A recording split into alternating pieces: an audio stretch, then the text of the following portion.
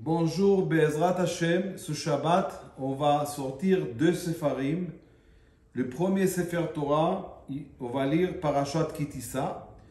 Et le deuxième Sefer Torah, on va lire Parashat Para. Be'ezrat Hashem, aujourd'hui, on va parler sur la parasha de Parashat Kitissa. Kitissa est Rosh Bnei Israël. Akadosh Baruch Hu, il demande à Moshe Rabbeinu de compter Bnei Israël. Maintenant, on sait qu'on n'a pas le droit de compter comme quand on vient à la synagogue. On ne peut pas compter 1, 2, 3, 4, 5, 6, 7, 8, 9, 10. Non.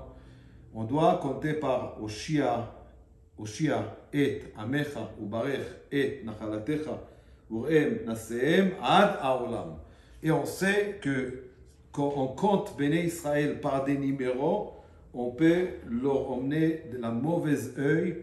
Alors pour enlever la mauvaise œil au Chaz Shalom, comme on sait aujourd'hui, on a le virus qu'il y a. La Torah, elle nous dit qu'on compte Béné Israël avec le Machazit HaShekel, on enlève la force des virus, et les virus ne peuvent pas venir attaquer Béné Israël. Mais maintenant aussi, on apprend la tzedaka, l'importance de la tzedaka. Tzedaka tatil mimavet. La tzedaka, elle sauve de la mort. Vous savez, on ne sait pas quelle tzedaka qu'on donne que vraiment elle nous sauve de la mort. Des fois, quand on donne tzedaka, on dit mais je ne comprends pas pourquoi je dois donner mon argent. J'ai travaillé tellement dur pour mon argent.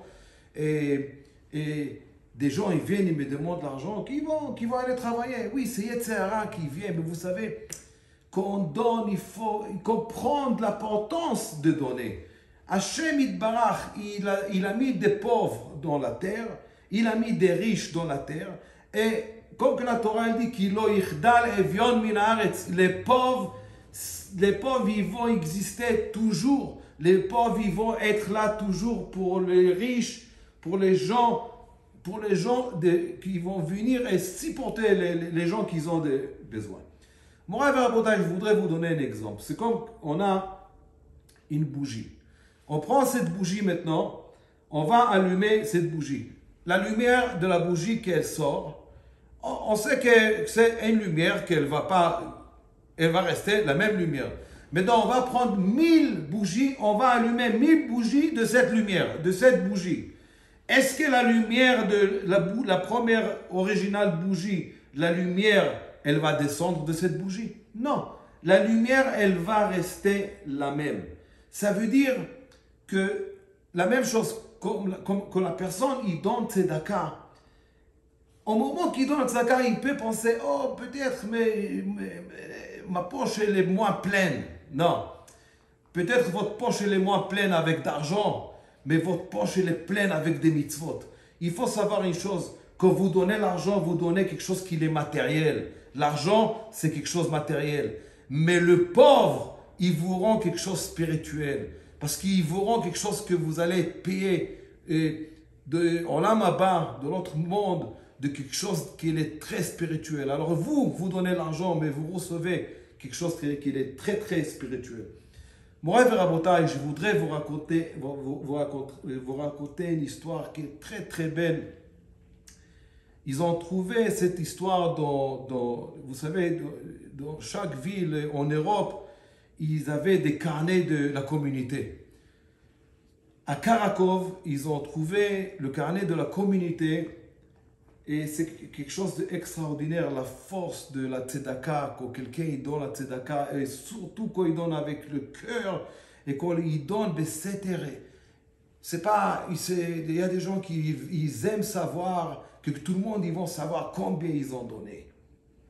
Vous savez, Rabotai, il y avait dans cette ville un monsieur qui était avare, il était très très riche, mais il était très très avare, il s'appelait Yosalé. Et lui, comme qu'il était tellement avare, chaque pauvre de la ville et chaque pauvre des autres villes, il tentait sa chance. Peut-être aujourd'hui, il va trouver Yosalé, il va le trouver en bonne humeur et il va lui demander l'argent, il va lui donner l'argent.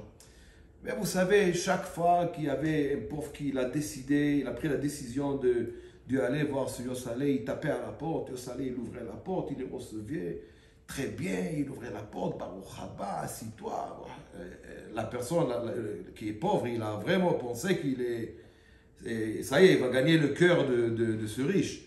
Le riche, il avait un carnet, il marquait combien des enfants vous avez, et combien de la viande vous mangez par semaine, et combien ça, et combien... Il lui donnait toute la liste.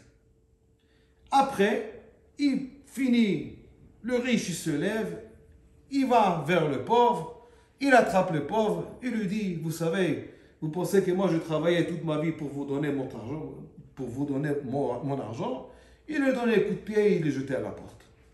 Et comme ça, c'était des années qui passaient comme ça. Moray Verabotai, non, ce Yosalé, le riche, il a vieilli. La Kihila, le gabaï de la Kihila, un jour il est venu chez Yosalé, il a dit, tu sais, Yosalé, tu n'as pas des enfants, tu n'as pas une femme, tu n'as rien du tout. Demain, tu vas mourir, Chazé Shalom, il faut quelqu'un qui va t'enterrer. Il a dit, oui, bien sûr, c'est vrai, j'ai déjà pensé à ça, je suis vieux et quelqu'un doit m'enterrer, oui, c'est vrai. Alors, combien ça va coûter pour m'enterrer? Ils ont dit, vous savez, normalement, dans notre Kihila, on charge, on va dire, $100. Mais vous, ça ne va pas être $100, vous, ça va être $1000. Alors Yosalé, il a dit, je ne comprends pas. Si vous chargez $100 par personne, eh bien, vous allez me charger $100. Pourquoi vous voulez me charger $1000? Ils ont dit, vous savez, il faut comprendre, vous n'avez jamais fait rien pour la Kihila, pour les gens. Vous étiez toujours avare. Et maintenant, on veut prendre, c'était $900 et on veut donner aux pauvres, on veut faire quelque chose avec votre argent, que ça va être bien, ça va élever votre neshama. Ce monsieur Yosalé, il a dit, non, pas de question. Moi, je paye $100, comme tout le monde. Pas un centime en plus. Le gabaï a dit, mais vous ne comprenez pas que si vous allez mourir, vous allez rester ici, personne ne va savoir que vous êtes mort, et vous allez comme ça rester par terre ou sur la chaise, et ça y est. Vous savez, ce Yosalé, il se levait, il a attrapé le gabaï, il a dit, sortez d'ici, vous savez, moi le jour que je vais mourir, je n'ai pas besoin de vous, de m'enterrer. Je vais m'enterrer à moi-même. N'ayez pas peur. Je ne vous donne pas ni $100, ni $200, ni $1000. Sortez d'ici. Il a jeté. Ok, Moray Verabotai. Ce Yosalé, il venait chaque jour à la synagogue. Un jour, il ne vient pas. 2 jours, il ne vient pas. Il y a un monsieur qui regarde par la fenêtre, il voit ce Yosalé. Il est assis sur la chaise, mais il ne bouge pas. Il a rentré à la maison, il le voit comme ça. Il est mort. Alors il a dit, il faut l'enterrer, on va pas le laisser, je ne vais pas le laisser comme ça. Il n'a rien dit à personne. Il a pris la nuit sur Yosalé, il a enterré dans le cimetière devant une arbre, il n'a même pas mis son nom, il a mis que de pierre. Il a dit, c'est mort, après tout, il faut l'enterrer. Il a mis que de pierre. Vous savez,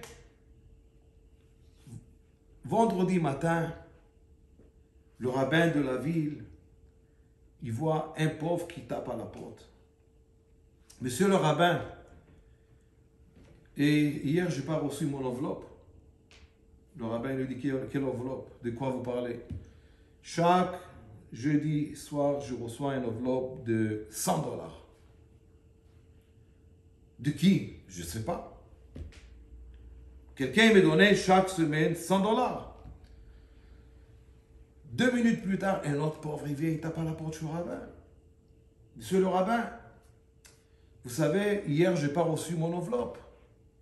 Combien c'était votre enveloppe? $50. Et comme ça, dans la journée, toutes les pauvres de la ville, ils ont passé par le rabbin. Le rabbin, il a dit, je ne comprends pas.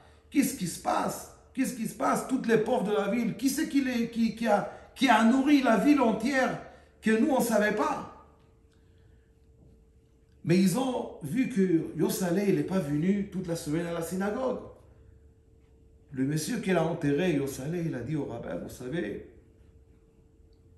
je pense, c'est possible que c'était Yosalé, parce que je l'ai enterré cette semaine, il est mort, voilà, je l'ai enterré là-bas, devant un arbre. Et malheureusement, j'avais peur de dire aux gens, et j'avais peur, alors je l'ai enterré. Mais apparemment, ce qu'on voit, c'est lui qui donnait la tzedaka, c'est lui qui donnait aux cachettes. Il préférait que les gens ils vont penser qu'il est avare, et que les gens ils vont l'insulter quand ils le voient dans la rue. Il préférait, mais il voulait donner la tzedaka de son cœur. Il voulait donner la tzedaka au 1000%, sans recevoir, sans aucune récompense des gens, ni merci, ni rien du tout. Le rabbin, il a appelé tout le monde Shabbat, il a dit, demain, il faut que nous tous, on monte à la tombe de ce Yosalé, on demande Mechila, on demande pardon, on demande Mechila. Et là, tous, ils ont venu, et ils ont fait ta'anit, ils ont jeûné pour demander pardon à ce Yosalé. Et ils ont demandé pardon et le rabbin il s'était endormi. Le moment que le rabbin il s'était endormi, Yosalé dans le rêve, il vient chez le rabbin, il lui dit, rabbin, s'il te plaît, je veux pas, j'ai en train de voir que vous souffrir, il faut pas souffrir. Il ne faut pas souffrir parce que vous savez, si je voulais vraiment que les gens ils savent combien de l'argent je donne à tout le monde, j'aurais donné à tout le monde devant tout le monde, mais je ne voulais pas cet honneur. Je m'ai pris et je me suis gardé, je ne voulais pas du tout cet honneur.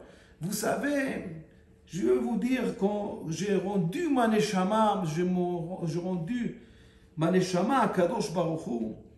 Vous savez, Abraham, Yitzhak, Yaakov, Moshe, David, Shlomo, David Amelech, il a descendu avec son violon. Et les anges d'Akadosh Baruch Hu, ils ont descendu du ciel pour m'accueillir en haut, pour m'accueillir au paradis. Alors, ne croyez pas que vous avez fait quelque chose du mal, parce que moi, je n'ai pas cherché le kavod. Mais je voudrais vous dire une chose, et je voudrais que vous passiez ce message à tout le Kaal. Il a dit, vous savez, je suis maintenant au paradis. Je suis là en train d'étudier avec Avraham, Yitzhak, Yaakov, avec Rabbi Shimon Bar Yochai, avec Rabbi Meir Baal Hanes, avec tous les grands tzadikim, je suis là avec eux.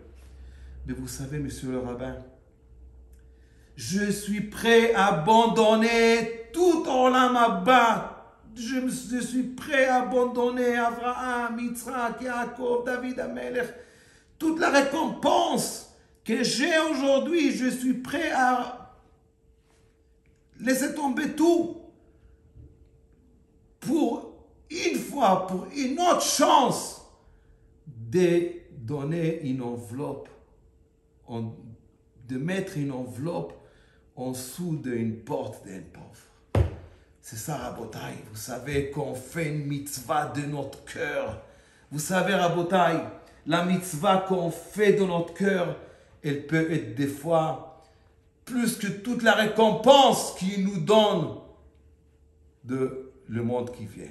Alors, Be'ezrat Hashem, je vous souhaite Shabbat Shalom, je vous souhaite Be'ezrat Hashem Refoua, B'ezrat Rabbi Chaim Pinto, B'ezrat ma mère, B'ezrat mon père Alav Shalom, B'ezrat tous les tzadikim akedushim ve'atorim, que Hashem Yitbarach il nous donne Refoua, Bracha, Ve'atzlacha, V'yishuot gedolot, Amen, Amen, ve'Amen.